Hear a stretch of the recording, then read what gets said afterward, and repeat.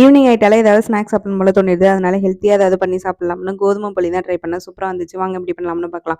1 1/2 cup கோதுமை மாவுக்கு 1/2 spoon உப்பு, 1/4 ஸ்பூன் மஞ்சத்தூள், 1 ஸ்பூன் நாட்டு சக்கரை போட்டு கொஞ்சம் கொஞ்சமா தண்ணி ஊத்தி நல்லா பிசைஞ்சு எடுத்துக்கணும். இது போல கையில ஒட்டும். அப்ப ஆயில் தடவி கொஞ்சம் கொஞ்சமா பிசைஞ்சு எடுத்தோம்னா நமக்கு சப்பாத்தி மாவை விட கொஞ்சம் லூஸா இருக்கிற மாதிரி பார்த்துக்கணும். அதுக்கப்புறம் 1 கப்பு வெல்லத்துக்கு 1 கப்பு தண்ணி ஊத்தி அதை கொதிக்க வச்சு கரைச்சி எடுத்துக்கணும். அதுக்கப்புறம் அதை ஒரு பாத்திரத்துக்கு மாத்திட்டு அடுப்பு ஆன் பண்ணிட்டு 2 கப்பு தேங்காய் துருவலை சேர்த்து கிண்டிகிட்டே இருக்கணும். அதுக்கப்புறம் அது கூடவே ஏலக்காய் துருவலை சேர்த்து மிக்ஸ் பண்ண அப்புறம் 1 ஸ்பூன் ரவா போட்டு நல்லா மிக்ஸ் பண்ணிக்கிங்க. தண்ணி நல்லா சுண்டி வர ஸ்டேஜில் 1 ஸ்பூன் நெய் டேஸ்ட்டுக்காக போட்டு நல்லா மிக்ஸ் பண்ணிகிட்டே இருங்க. இந்த மாதிரி நல்லா தண்ணி சுண்டிடும். அதுக்கப்புறம் நம்ம பிசைஞ்சு வச்ச மாவை உருண்டை உருண்டைகளாக பிரிச்சுக்கிறோம். அதே மாதிரி நம்ம பண்ணி வச்ச பூர்ணத்தையும் உருண்டை பிடிச்சி வச்சுக்கிறோம். அதுக்கப்புறம் சப்பாத்தி மாவை எடுத்து நல்லா ரவுண்டாக இந்த மாதிரி கையை வச்சு அமுக்கிட்டு அதுக்கப்புறம் அந்த பூர்ணத்தை நடுவில் வச்சு அதை திருப்பி ரவுண்ட் பண்ணி அதை திருப்பி நம்ம சப்பாத்தி மாவு மாதிரி கையை வச்சு அப்படி அமுச்சு விட போகிறோம்.